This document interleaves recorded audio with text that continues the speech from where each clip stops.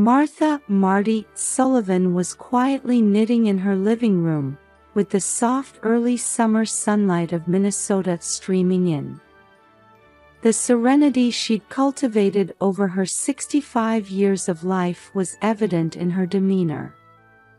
However, this peaceful moment was abruptly shattered by the sudden ringing of the telephone. Picking up the receiver, she heard her son Nathan's voice. "Mom, can you come to the hospital right away? It's about Zoe." His voice was trembling. Marty's heart began to race. Upon arriving at the hospital, Nathan and his wife Vanessa were waiting in the lobby with tense expressions. While baby Zoe, just 1 month old, was undergoing tests, the family waited in anxious silence.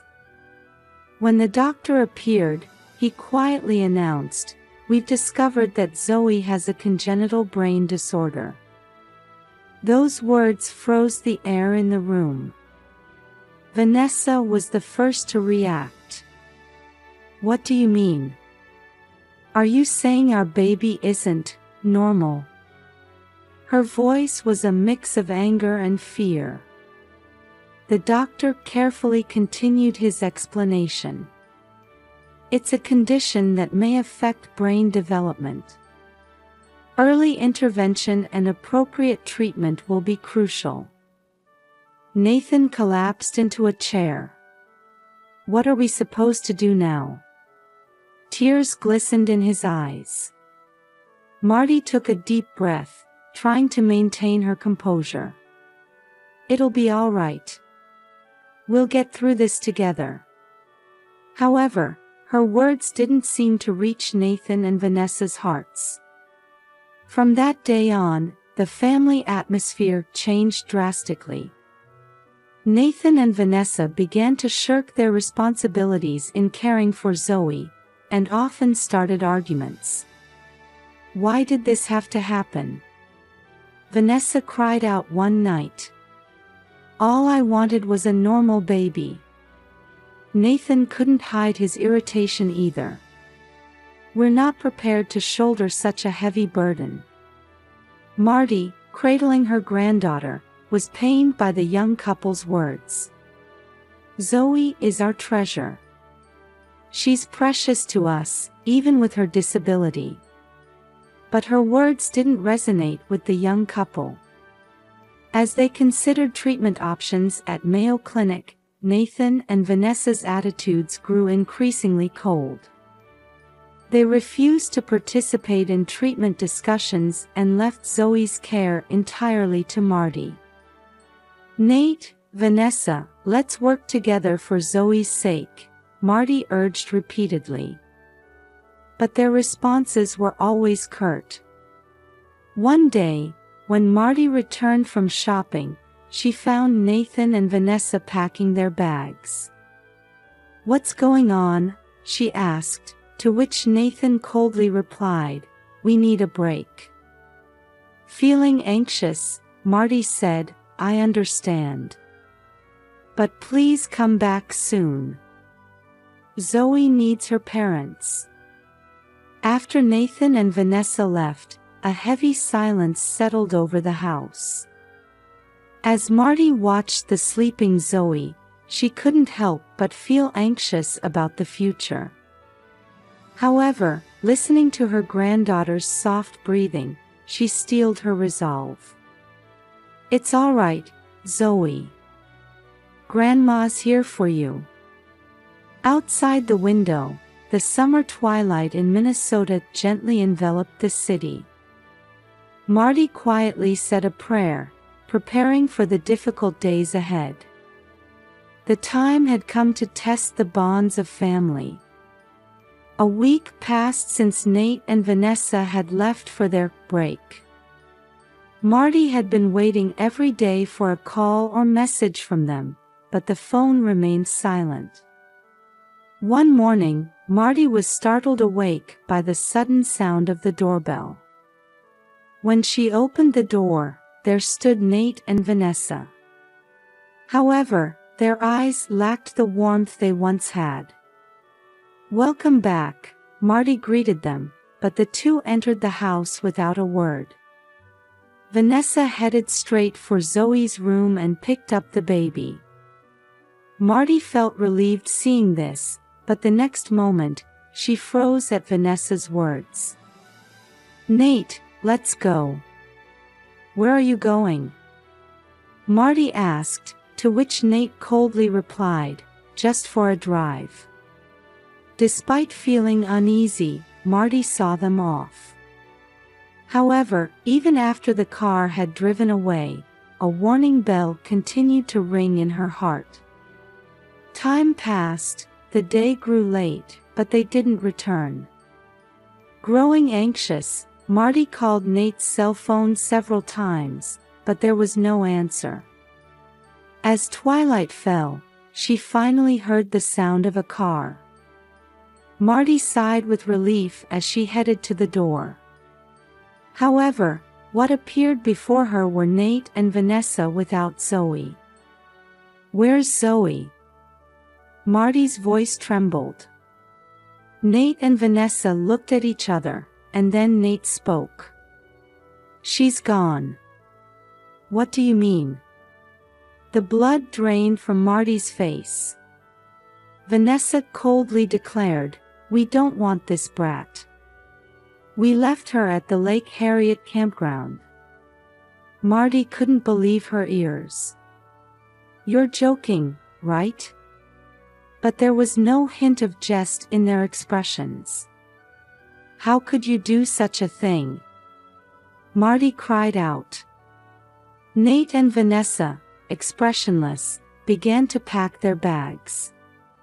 "Where are you going?" Marty demanded, to which Nate coldly answered, "We're not coming back." "Goodbye, Mom." After they left, Marty was momentarily stunned before coming to her senses. "Zoe." She quickly jumped into her car and headed for Lake Harriet. The day had completely darkened, and the surroundings were enveloped in darkness. Upon reaching the campground, Marty searched desperately with a flashlight in hand. "Zoe! Zoe!" From between the trees, she heard a faint cry. Marty moved towards the sound and finally found Zoe wrapped in a blanket at the base of a large tree. "Oh, thank goodness." Marty picked up Zoe with tears streaming down her face. However, her relief was short-lived as she noticed how cold Zoe's body was. "Hang in there, Zoe. Grandma's here for you." Marty quickly put Zoe in the car and headed for the hospital. On the way, she called the police to report Nate and Vanessa's actions. At the hospital, while the doctors treated Zoe, Marty continued to pray in the waiting room. After what seemed like an eternity, the doctor appeared. "Mrs. Sullivan, Zoe's life is out of danger. It's a good thing you found her so quickly." At those words, Marty nearly collapsed on the spot. The next day, she received a call from the police informing her that Nate and Vanessa had been detained at the airport. While harboring complex feelings, Marty decided to focus solely on Zoe for now. Holding Zoe in the hospital room, Marty made a vow. "I'll never let anyone hurt you again. Grandma will always protect you." Outside the window, the light of a new day was beginning to shine. The road ahead would be steep.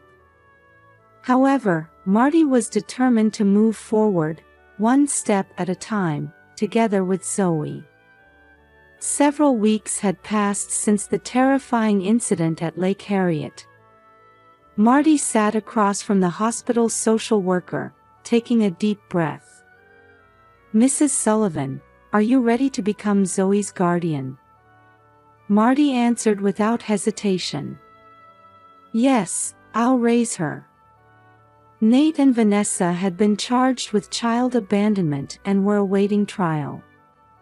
While anger and sadness swirled in Marty's heart, she knew she had to focus on Zoe, who was right in front of her.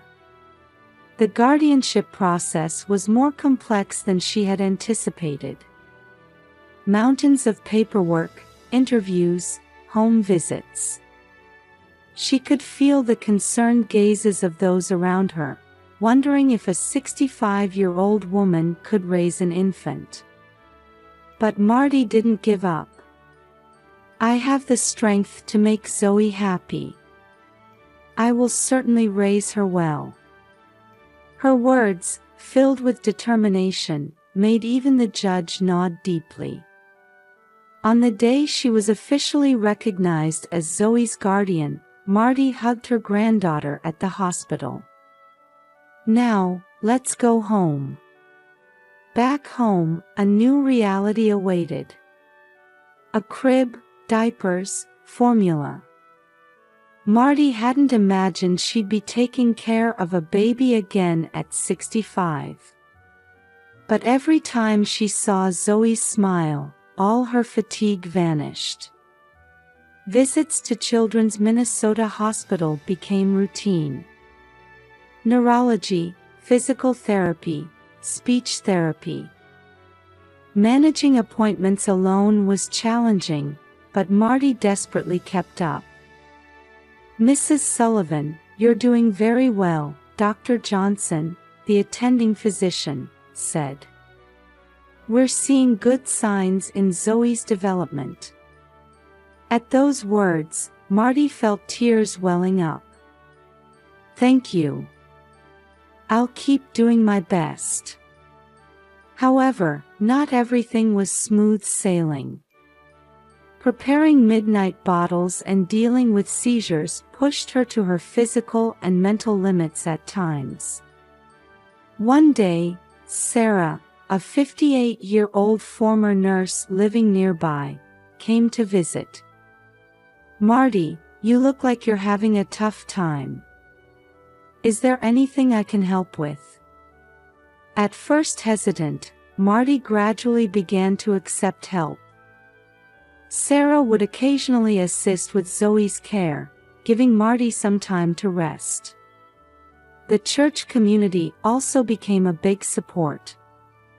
After Sunday Mass, many people would approach her. "Do you need anything? Is there anything we can do?" Marty slowly began to realize that she didn't have to shoulder everything alone. One day, Zoe called out, "Mama," for the first time. Marty's heart swelled with joy. "That's right, I'm Grandma," she replied, while feeling a twinge of loneliness. This was a moment that Nate and Vanessa should have experienced. However, such thoughts didn't linger long. Zoe's smile and daily growth gave new meaning to Marty's life. Sometimes, she was aware of the eyes around her. When she was with young mothers in the park, she felt out of place. But Marty held her head high. "We may be a different kind of family, but we're a family filled with love." A year passed, and Zoe's second birthday was approaching. Marty planned a small party.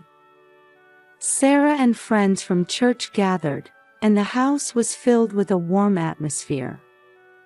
As she watched Zoe blow out the candles on her cake, Marty thought, "Our journey has only just begun. But we can overcome anything together." That night, as she put Zoe to bed, Marty quietly vowed, "I'll make you happy, Zoe.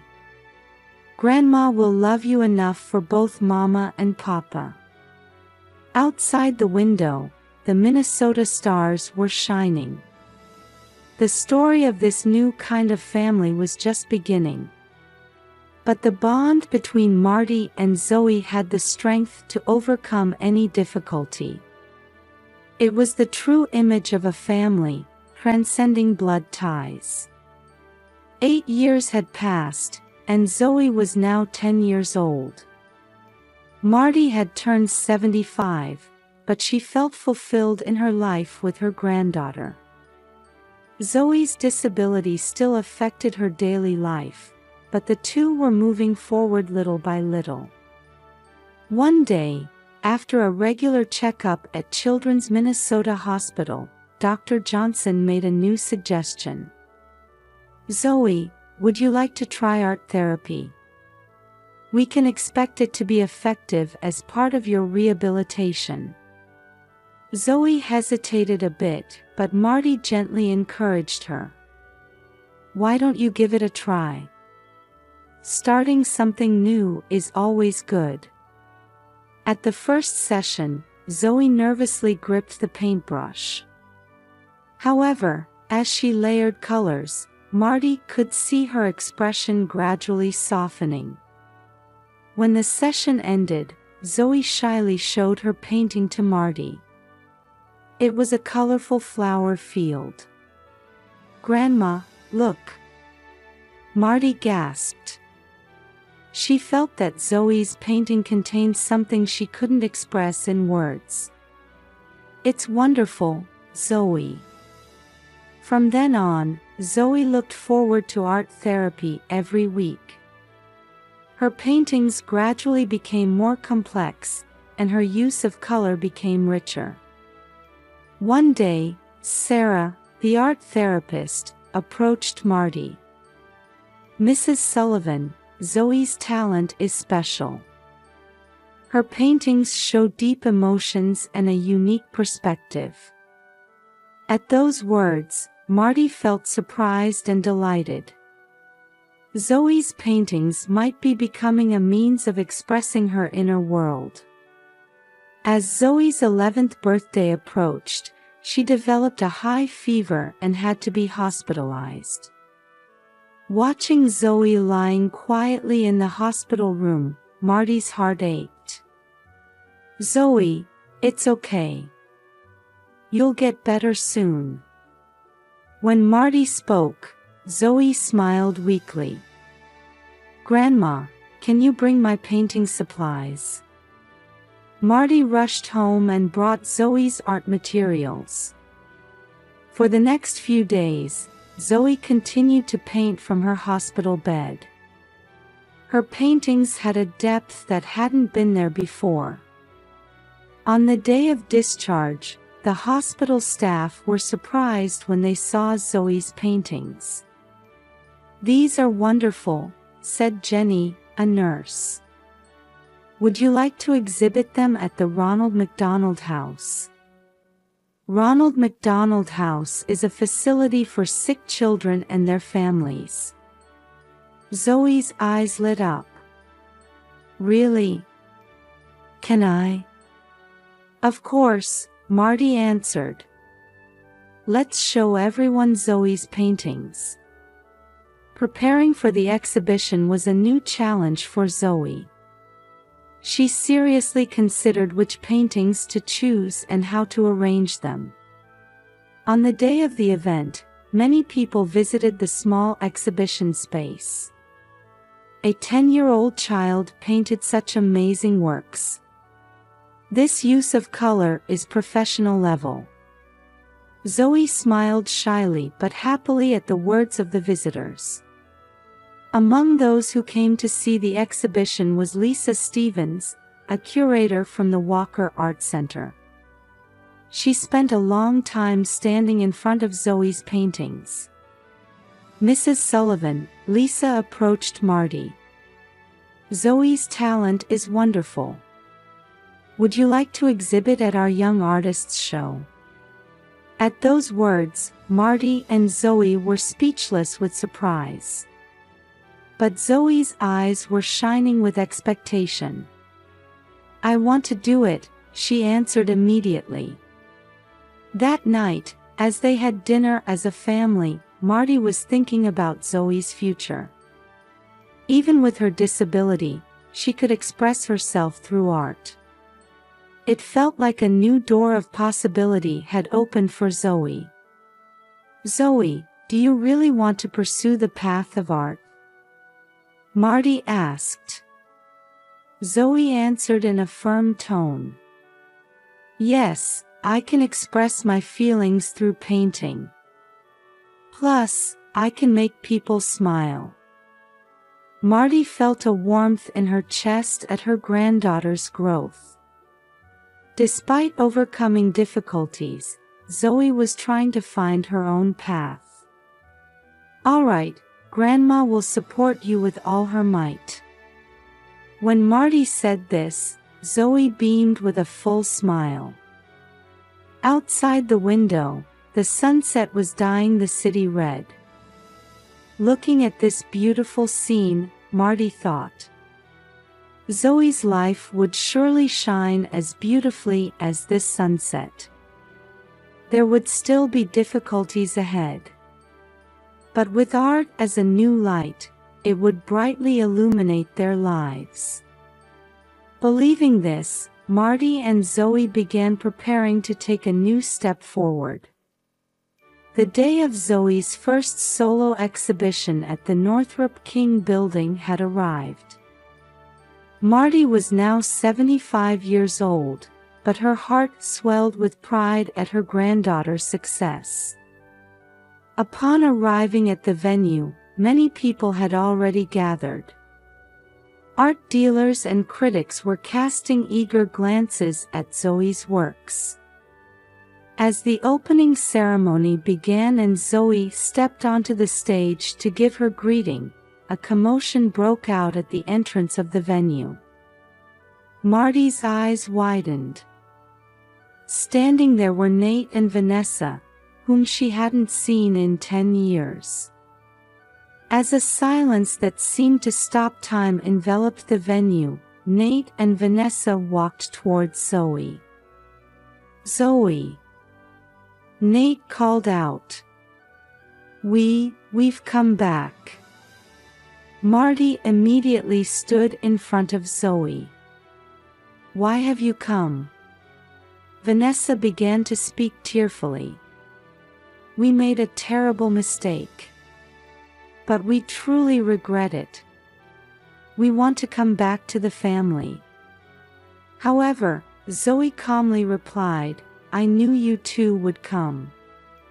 As the venue was wrapped in surprise, Zoe continued. Please look closely at my paintings.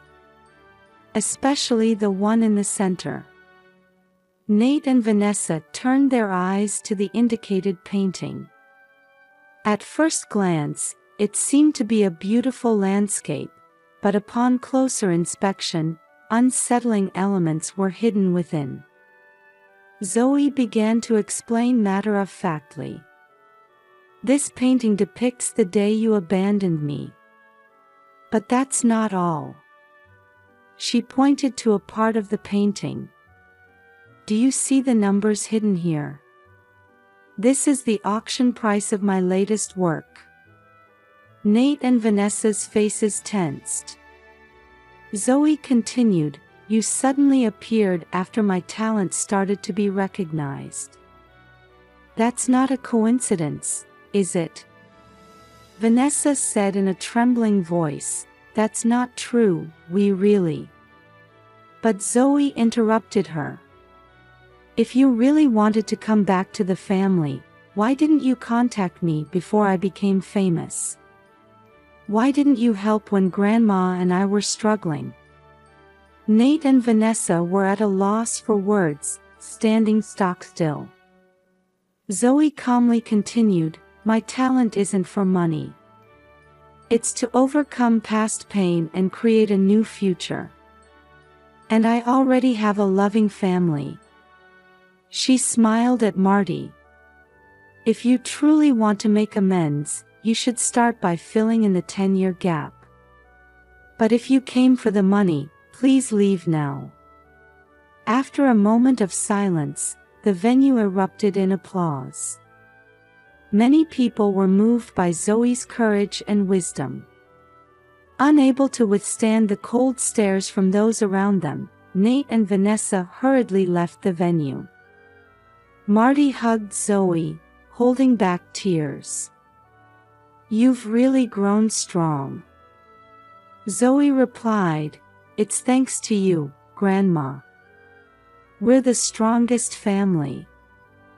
That night, under the starry sky visible from the windows of the Northrop King building, Marty and Zoe felt the beginning of a new chapter. Zoe had used her talent to face her past and overcome it.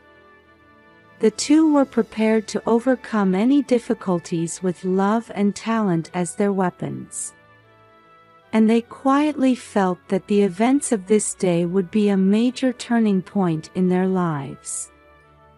After Nate and Vanessa left the venue, Zoe let out a deep breath.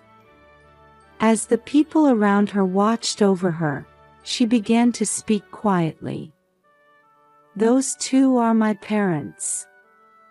But they're also the people who abandoned me." As the venue held its breath, Zoe continued, "Today, I understood their true intentions.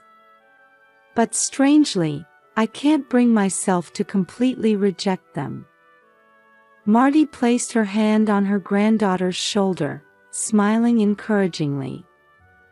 "My works contain all my suffering and joy. Someday, I hope they can understand too." There was a hint of hope in Zoe's voice. She looked around the venue and said firmly, "Family bonds aren't easily repaired. But through art, I'll continue to express my feelings. That's the path I've chosen." Those words enveloped the entire venue in applause of admiration. After the exhibition, Marty and Zoe quietly headed home. In the car, Zoe suddenly said, "Grandma, was it okay that I didn't completely reject them?" Marty gently replied, "I'm proud of your decision. It's not an easy path, but this is your strength." A year passed since the exhibition.